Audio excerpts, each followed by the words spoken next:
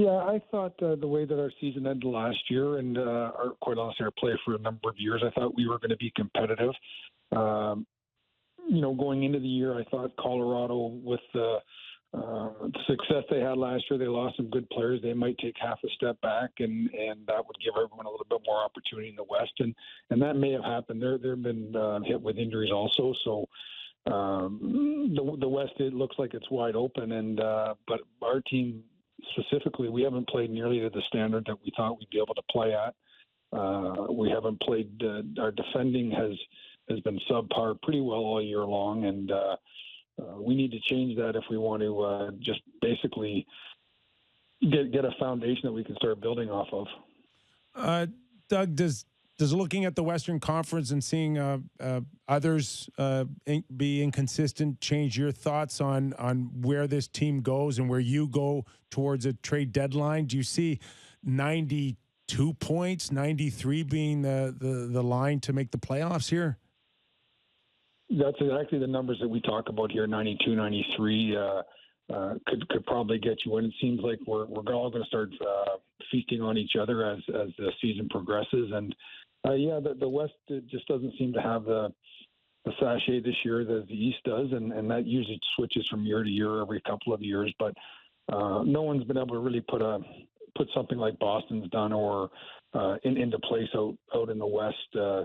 And so it's going to be competitive, and obviously it's such a long time to the deadline. It's nice to talk about it or have, I understand why people want to focus on it, but it's a long time until March, and a lot of things have to happen. And you just look at there's a lot of conversations around the NHL, except they don't seem to happen with the 32 managers that make the trades. I hear a ton about it in the media, but I don't hear a ton about it from the guys I talk to.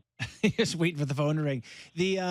You do have a couple of injuries right now, which complicates things for you guys in trying to climb up the standings. Sounds like O'Reilly is going to be out, Tarasenko for a little bit.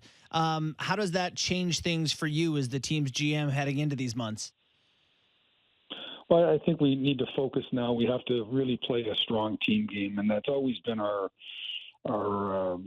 blueprint here. We've never been an organization that has been blessed with a Crosby or McDavid or Ovechkin. So what we try to do is be strength in numbers, and we're going to need that even more now. We have Robert Thomas and Kyper seem to be two young players that we've counted on that are point-of-game players now and seem to be trending up. We have a player like Shen that can slide right in and be that second-line center. So I think we have the people here to stabilize and to put some wins together. But as you guys know, it doesn't matter what people say. It's what we do, and we have to start tonight against a great Leaf team that I give their coaching staff a ton of credit. They've been hit with a lot of injuries on the back end there, and they seem to find a way to play really good hockey. And obviously they're a powerhouse in the league right now. Ryan O'Reilly, of course, is out with a broken foot. 4 years ago you traded Paul Stastny, and that must have been a tough decision because there's a fine line between the future and the present, but you were still able to kind of stay competitive when you traded Stastny. Obviously, this is leading towards a tough decision with Ryan O'Reilly, but I mean, there are ways to, improve the immediate future without selling the farm, correct? Yeah, I think that when I look at our franchise with, I don't want to overhype Thomas and Kyrou, but teams tank to get players of this caliber. And so I don't think we're ever going to be in a position to go, to the bottom of the league for a number of years with these guys here. So what we're going to try and do is add to those guys, keep as many players as we can, and keep pushing ahead and let these guys grow and get better. We have some other players that we're excited about seeing.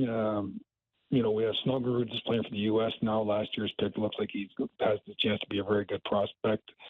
Is a very good prospect, has a chance to be a very good player, neighbor. So we've got some young guys coming. But, tough decisions have to be made. And with the salary cap, looks like could be relatively flat this year before it starts to take its jumps.